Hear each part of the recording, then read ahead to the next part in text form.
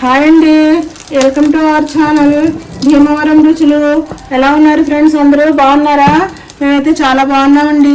మీరు కూడా బాగుండాలని మనస్ఫూర్తిగా కోరుకుంటున్నాను. ఈరోజు రెసిపీ అండి, అల్లం పచ్చడి చేస్తున్నానండి. ఇడ్లీలోకి దోశలోకి బాగుంటుందండి చట్నీ. ఒక పావు కేజీ అల్లం అండి, ఇలాగా చిన్న చిన్న ముక్కలు కోసి ఎండలో పెట్టానండి. ఆరిందన్నమాట ఇది. ఇప్పుడు పావు కేజీ అల్లానికి పావు కేజీ చింతపండు, తొడాలన్నీ తీసేసా శుభ్రం చేసుకొని పక్కన పెట్టుకున్నాను. బెల్లం కూడా పావు కేజీ పడుతుందండి. నేనైతే కొద్దిగా వేస్తున్నాను, తీపి తక్కువ కాబట్టి. మామూలుగా లెక్క కొలతల్లో అయితే మాత్రం పావు కేజీ అల్లం, పావు కేజీ చింతపండు, పావు కేజీ బెల్లం పట్టేస్తుంది. పోపు దినుసులు అండి ఇవి: ఎల్లుల్లిపాయ, కరివేపాకు, మెంతులు, జీలకర్ర, ఆవాలు, ఎండుమిర్చి అండి. ఇవి అన్నమాట పోపు దినుసులు. ఇప్పుడు చేసే ప్రాసెస్ చూద్దామండి. ప్రాసెస్లోకి వెళ్ళే ముందు మా వీడియో కొత్తగా ఎవరైనా చూస్తుంటే లైక్ చేయండి, షేర్ చేయండి, అందరికీ సబ్స్క్రైబ్ చేసుకోండి. ఇవ్వనండి, స్టవ్ వెలిగించి మూకుడు పెట్టాను. దీంట్లో ఆయిల్ వేసుకుంటున్నాను. ఇది సన్ఫ్లవర్ ఆయిల్ అండి. దీంతో కొద్దిగా కాబట్టి సన్ఫ్లవర్ ఆయిల్తో చేస్తున్నాను. ఎక్కువైతే మనం పప్పు నూనెతో చేసుకోవాలి. అసలు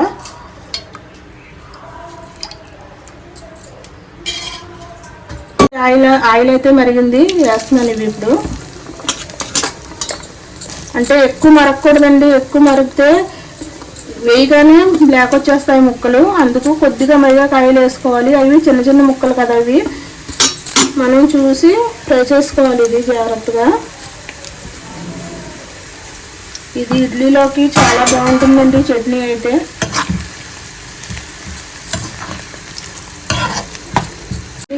గిన్నెలోకి అవి ఎలాగో ఫ్రై అవుతున్నాయి కదా పక్కన అల్లం ముక్కలు. ఈ బెల్లం దీంట్లో వేసుకొని లైట్గా మనం కరగబెట్టుకుందాం. ఇది కొంచెం కొద్దిగా వాటర్ పోసి ఇది లైట్గా కరగబెట్టాలి.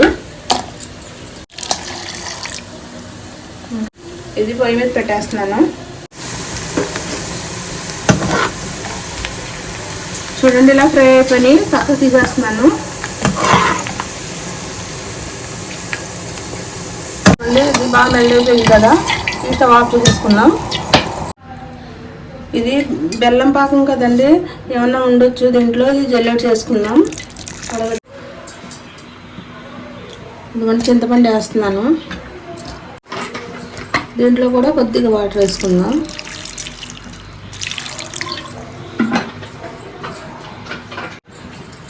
ఇది పొయ్యి మీద పెట్టేస్తానండి. ఇదిగోండి, చింతపండులో ఉప్పు వేస్తున్నాను. చూడండి, ఇది పోపు పెడుతున్నానండి. ముందు అయితే ఆవాలు వేస్తున్నాను, తర్వాత మెంతులు, ఎల్లుల్లిపాయలు,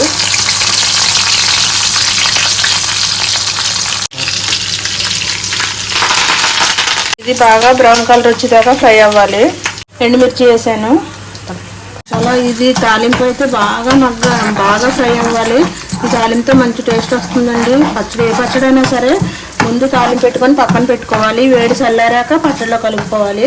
దానికోసమే ముందుగా తాలింపు పెట్టేస్తున్నాను. పచ్చడి ఒక పక్కన అవుతుంది కాబట్టి. మళ్ళీ తాలింపు అయితే బాగా ఫ్రై అయిపోయింది. స్టవ్ ఆఫ్ చేసేస్తున్నాను. ఇప్పుడు చింతపండు ఇలా మెత్తగా అయిపోయింది కదా, ఇది ఇప్పుడు చల్లారాలి. చల్లారిన తర్వాత మొత్తం మిక్సీ కొడతానంతా చూపిస్తాను.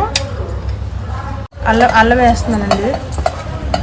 ఇది పావు కేజీ అల్లం అండి. చూడండి, తక్కువైంది క్వాంటిటీ అయితే. ఇది ఇందాక చింతపండులో వేసాను కదా ఉప్పు, కొద్దిగా చూసి వేసుకుందాం మనం.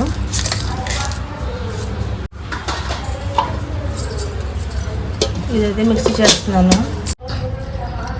అల్లం అయిపోయింది కదండి, చింతపండు వేస్తున్నాను.